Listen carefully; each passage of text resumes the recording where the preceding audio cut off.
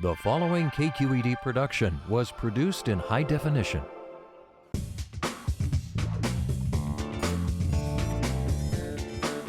Calories. Wow, it rocked my world. It just kind of reminded me of like a boot camp. I don't know what you have, but this is great. It almost felt like sort of country club food to me. Don't touch it. It's hot. I gotta tell you, people are getting me excited with all these dishes. This is crazy. Check Please Bay Area is brought to you by locally owned and operated for 23 years, Amici's East Coast Pizzeria's 12 Bay Area restaurants offer authentic New York-style pizzas cooked in traditional open-flame ovens. Along with pizzas, Amici's freshly made pastas and salads are also available for delivery to home or business, one order at a time. With many vegetarian, vegan, and gluten-free options, Amici's menu has something everyone can enjoy. Menu and online ordering feature can be found at amicis.com. Amici's East Coast Pizzeria, proud to support KQED. From sommelier city walks and chef-led journeys to discovering nature on the Great Barrier Reef, Tourism Australia means adventure. More at australia.com/now. And by Charitable Auto Resources, urging you to donate your car to KQED's Vehicle Donation Program to help raise funds for quality public broadcasting. and the Campaign for the Future Program Venture Fund and the members of KQED.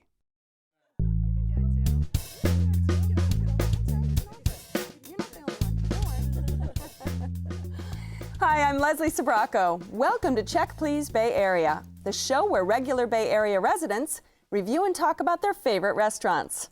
Now we have 3 guests, and each one recommends one of their favorite spots, and the other 2 go check them out to see what they think.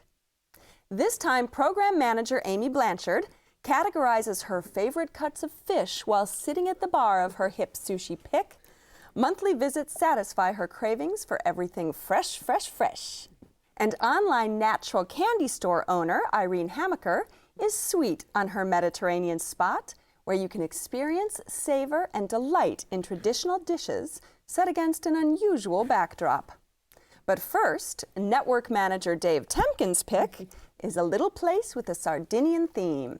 Its pungent, lively flavors contrast with those of the Italian mainland. It's on 30th Street in San Francisco, and it's called La Ciccia.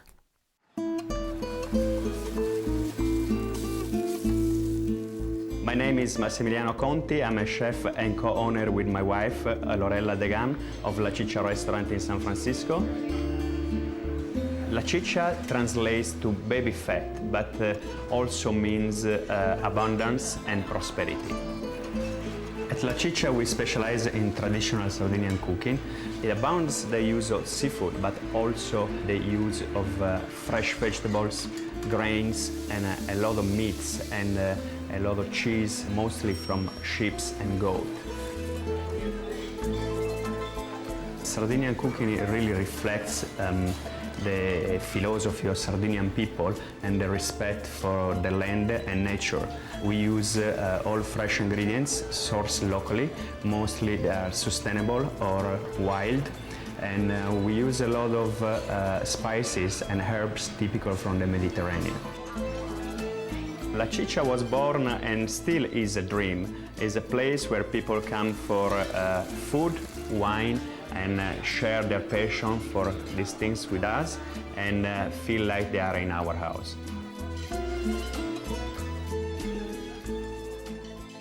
Okay, Dave, let's talk about La Ciccia because it's not Italian, it's Sardinian. There's a difference, isn't there?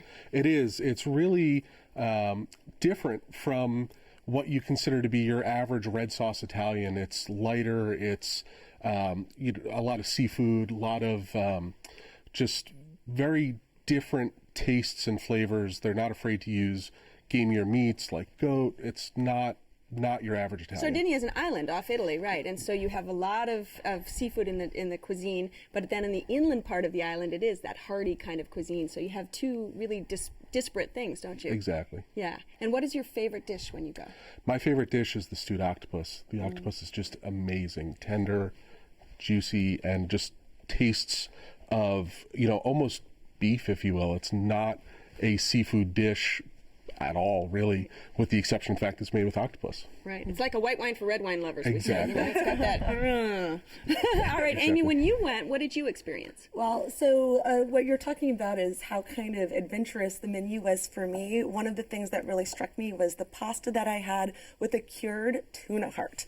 And I was a little freaked out. Have you ever had tuna heart? No, I didn't even know you could have tuna heart. And what they did was really interesting was they grated it on top of the pasta.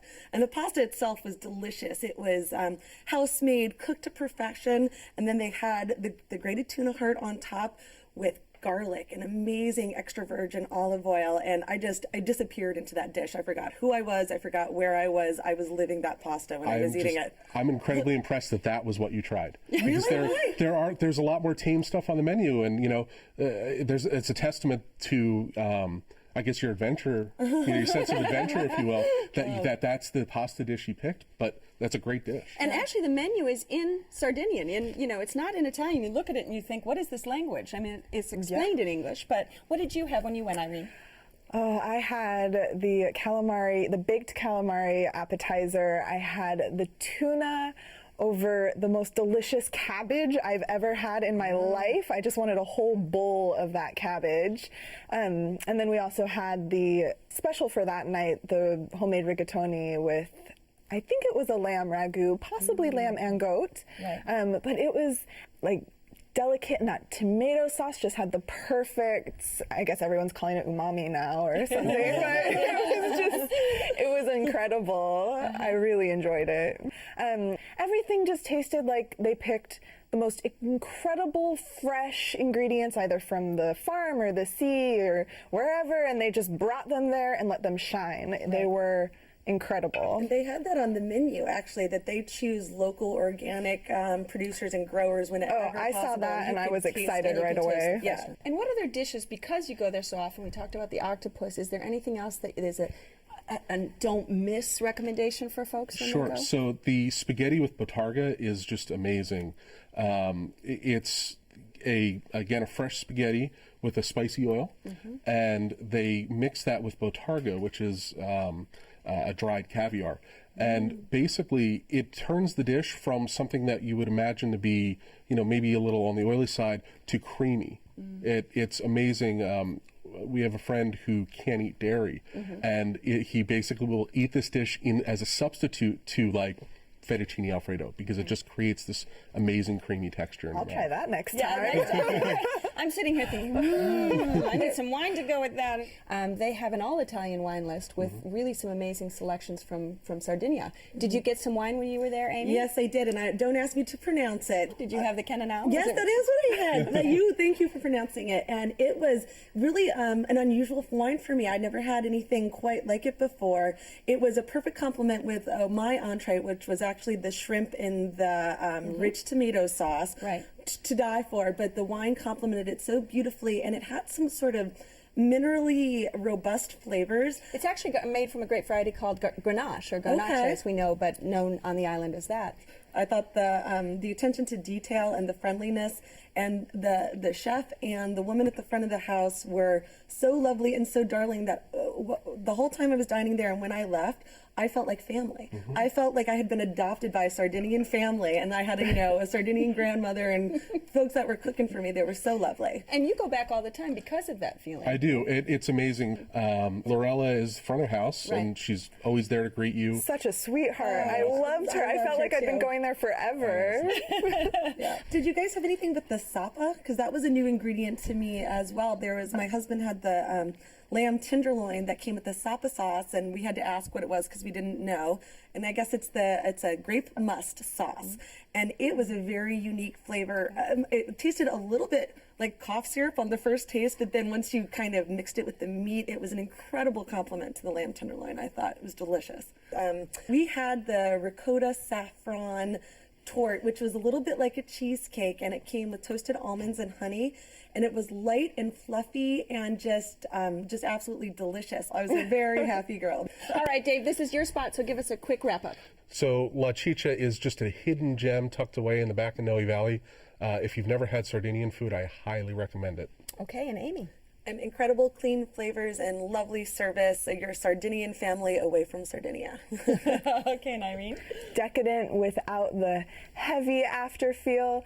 I will go back as soon as humanly possible for that incredible food. All right. If you would like to try La Ciccia, it's on 30th Street at Church in San Francisco. The telephone number is 415-550-8114. It's open for dinner Tuesday through Sunday. Reservations are recommended, and the average tab per person without drinks is around $45.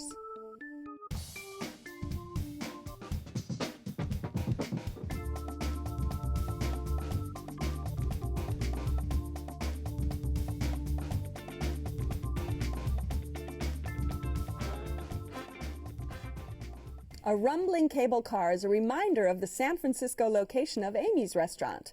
A little edgy with music and food to match, it's not your run-of-the-mill sushi place. It's on Hyde Street in San Francisco, and it's called Sushi Groove.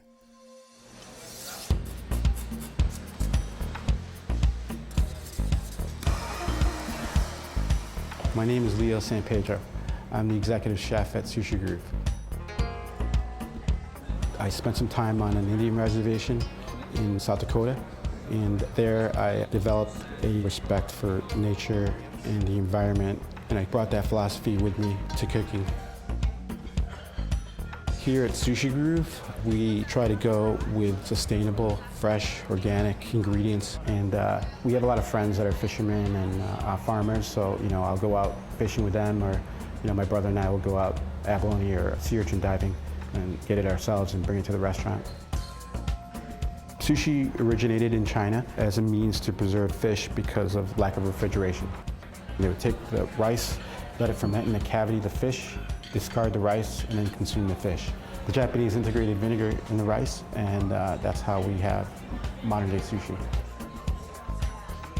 This is a really fun place to work for, and we get a lot of locals that come in, and they get pretty loud, and the sake is flowing, so there have been times when they literally jump up and just start dancing in the restaurant, where the whole restaurant just starts getting in the groove.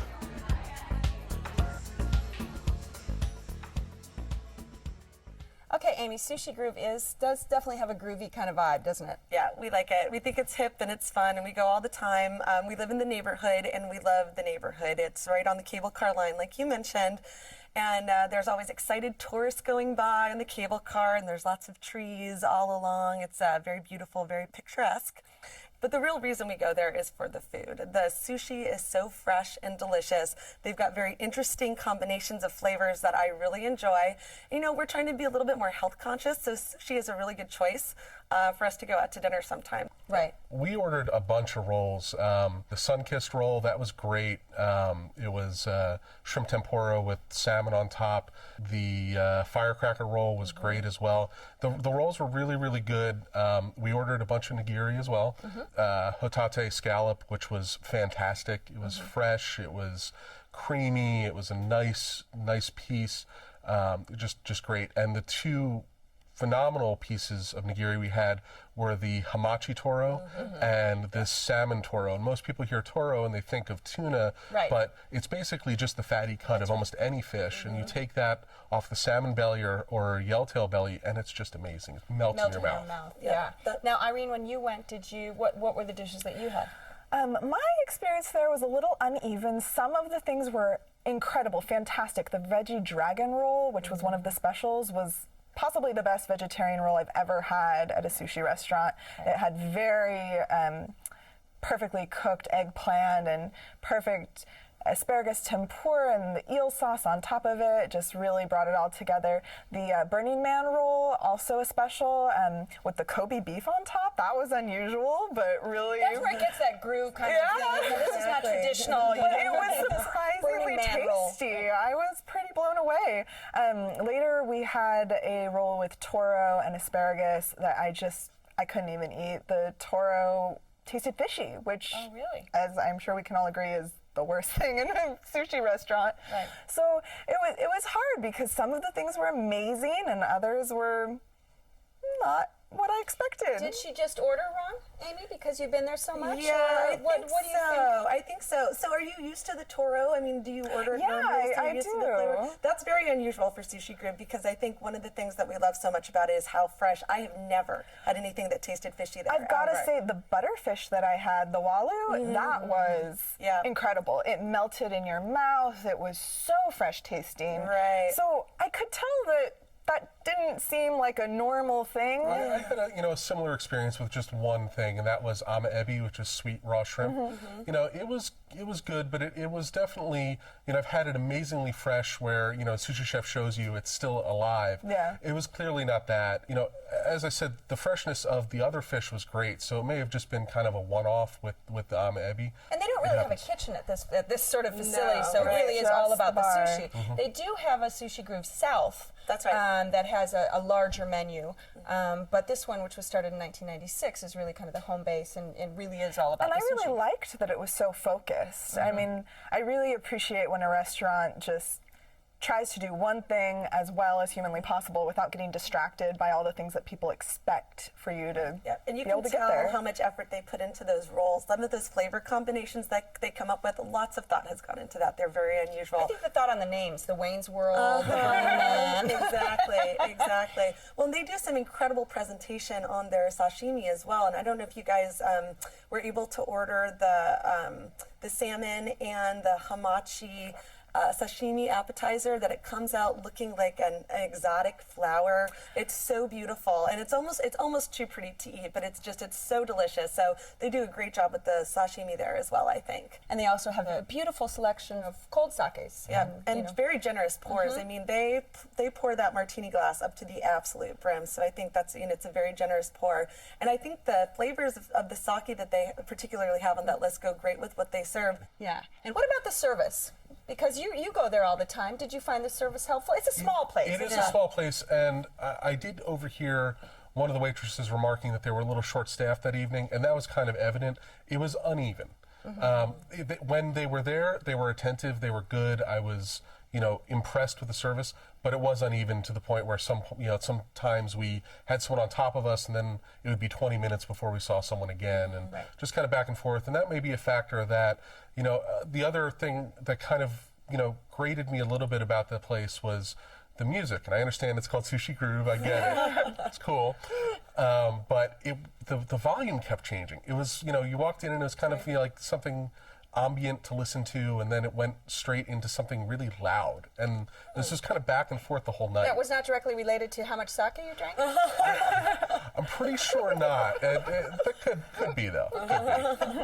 All right, Amy, this is your restaurant, so give us a quick summary. An incredible neighborhood sushi place that's got excellent fresh fish and in an adorable neighborhood. Okay, and Dave? Not exactly the most traditional sushi restaurant in the world, but very creative, imaginative rolls, and if I was in the neighborhood again, I would go back. Okay, and Irene? I second the creativity of the rolls. The good is very, very good and worth going back for, but expect that it could be uneven. Okay, if you would like to try Sushi Groove, it's on Hyde Street at Green in San Francisco. Telephone number is 415-440-1905. It's open for dinner every day. Reservations are recommended, and the average tab per person without drinks is around $30.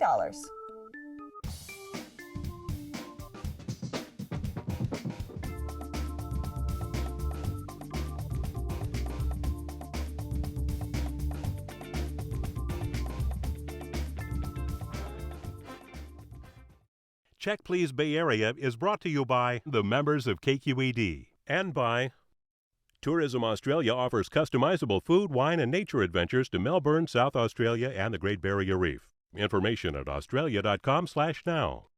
Mediterranean flavors dominate Irene's pick. It's not fancy. On the contrary, it doesn't even take itself seriously, unless you talk about the food.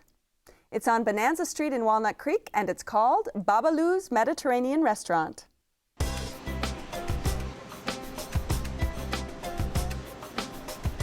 My name is Behshad Jamshahi.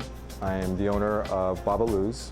Babaloo's came about with my daughter going around the house saying Babaloo's, Babaloo's, Babaloo's, and the origin of Baba in that region is endearing term for father. And Lou is Lucy's name, hence Babaloo's, and it's fun to say. At Babaloo's, we're all about our customers and our food. When we get someone who comes in who doesn't know what they want, we give them a taste of the fresh ingredients that we use, giving them the whole experience of what the Mediterranean food is all about. Fresh produce, olive oils, citrus, a lot of bustling, mouth-popping flavors together in order to make the delicious salads that we come up with every day. Here at Babaloo's, all of our food's made in-house, from scratch. Most of our food's vegan. Nothing comes out of a can. There are no freezers. Our produce is delivered fresh daily. Our meats, we butterfly ourselves, marinate ourselves. We stack our shawarmas ourselves. I love seeing new faces because once they get a chance to taste the flavors, and I follow it up by telling them how healthy it is, usually I get a big surprise on their face. Now, Irene, before we even get into the food, let's talk about the murals on the wall. Let's talk about SpongeBob meeting. Let's talk about. I like to go hang out with Einstein in the corner. I was sitting by Dr. Spock, who was smoking a hookah. Honestly, I love the kids menu. It's like painted on the wall. It's got all the food in fun like face shapes, and it makes me happy to be there.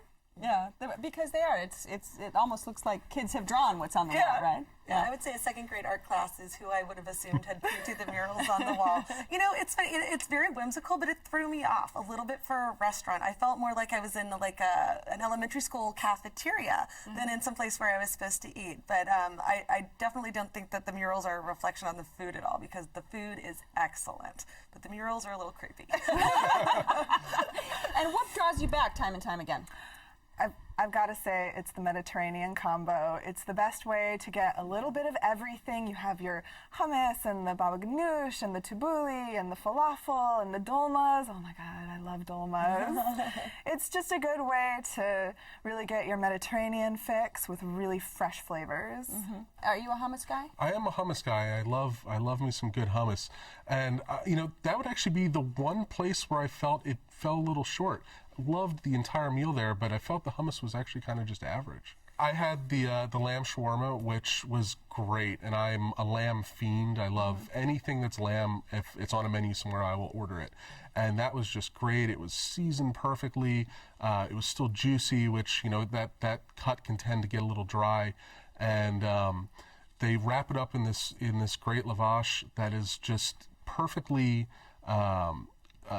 crispy on the outside and tender on the inside, with tahini, and it was a great sandwich. Did you get it spicy, or did you get it I did. And I would say that it still wasn't spicy enough for my taste. But you can always ask for more on the side. I wish I had, but at the same time, sometimes I can cover up the flavor, and the flavor was just great. Were you a shawarma gal as well? I was lucky to get a bite of my husband's shawarma because he so greedily gobbled every last bite of it. I mean, he was a fan. He didn't speak a word the whole time he was eating. I was just like, oh, I'm eating my shawarma. What I had was the eggplant Napoleon, which had a couscous and herbs, and it was so delicious. It was incredible, but my breath could have taken down an elephant after I ate it. I had garlic. I had almost lethal garlic breath after I was done eating it. I don't care. I loved it. I would have eaten a second if I'd had a second, but boy, that was some savory, garlicky deliciousness. And was your hubby eating the same thing so you could give him a kiss? Yeah, he had to. Well, we would have had to sleep in separate beds that night if he hadn't had the same thing, because powerful on the seasoning. I mean, I loved it. It was excellent. It made me really enjoy everything I had to eat, but they are not afraid of garlic at Babaloo's. I noticed that in the baba ganoush as well. The baba ganoush was great. It was like perfectly roasted and had a ton of garlic flavor in it. But it was just delicious, and I was dipping everything I could find in it. Sometimes I'll just eat it by the spoonful. I really love the salads, especially the muhadara. It's a lentil and rice salad with fried onions and cucumber and tomato, and it's so savory. Those onions are just so caramelized, and I also really love the fool salad, which is fava beans and garbanzos and a delicious lemon and olive oil marinade. It's so tangy and really satisfying, but you don't feel like you just like did in your diet for the week. Right. Well, and you know what else they did so well was their falafel, because I tend to find falafel very like a hockey puck. I mean, it's very heavy and it's dense. This falafel was light and crispy and flavorful and like a little spicy, and it had sesame seeds. I was blown away. It was the best falafel I think I've ever had. What about the dessert, the baklava? The baklava. Right at the table. So good. I was just amazed. You know, I almost didn't get it, and we finished up, and it was looking at me from the counter and just kind of calling my name. It was light and flaky and just perfectly the mix between savory and sweet that you want with it. It was fantastic. And you get good value. You feel like you get good value. Incredible value. I mean, I think we spent $15 for each of us for our food, and I mean the value for how much food we got and how great it was. I mean, incredible, absolutely incredible. I usually get at least 2, sometimes even 3 meals out of one visit. All right, Irene, this is your spot, so give us a quick wrap up. It's fresh, it's fun, it's flavorful, and it's affordable. All right, Amy? We all know how I feel about the murals, but the food is absolutely delicious, really fresh Mediterranean flavors, and a very surprising location. Okay, and Dave? Fantastic Mediterranean food. You know, if I was in Walnut Creek, I would definitely go back. Okay. If you would like to try Babaloo's Mediterranean Restaurant, it's on Bonanza Street at North California Boulevard in Walnut Creek. The telephone number is 925-930-8000. It's open for lunch and dinner every day. Reservations are accepted, and the average tab per person without drinks is around $15. So I want to thank my guests on this week's show, Dave Tempkin and La Ciccia, Amy Blanchard with Sushi Groove, and Irene Hamaker with Babaloo's Mediterranean Restaurant. Don't forget that you can visit our website at kqed.org/checkplease to add your comments. You can find details of the restaurants featured there, and you can watch or download a show. You can also read my notes about the wines from California's Twisted Wine Cellars. And don't forget to join us next time when 3 new guests will recommend their favorite spots right here on Check Please Bay Area. I'm Leslie Sabraco, and I'll see you then. Cheers. Cheers. This show is available in high definition, Comcast On Demand, and via podcast. For additional information on the restaurants featured, to comment, or to apply to be on the show, go to our website at kqed.org/checkplease. Check Please Bay Area is brought to you by Amici's East Coast Pizzeria serves up the aromas and tastes of the Northeast's distinctive Italian fare with freshly made pastas, homemade minestrone, and pizzas cooked in brick ovens at their 12 Bay Area locations. Wines from Italy and California served by a professional staff complement the smart casual restaurants, which are open daily for a quick business lunch or an evening meal out with family and friends. Menu and location information can be found at amicis.com. Amici's East Coast Pizzeria, proud to support KQED Public Broadcasting. Tourism Australia's chef-led journeys and wildlife excursions to Kangaroo Island are for travelers with a passion for food, wine, and adventure. Information at australia.com/now. And by Charitable Auto Resources, urging you to donate your car to KQED's Vehicle Donation Program to help raise funds for quality public broadcasting. And the Campaign for the Future Program Venture Fund and the members of KQED.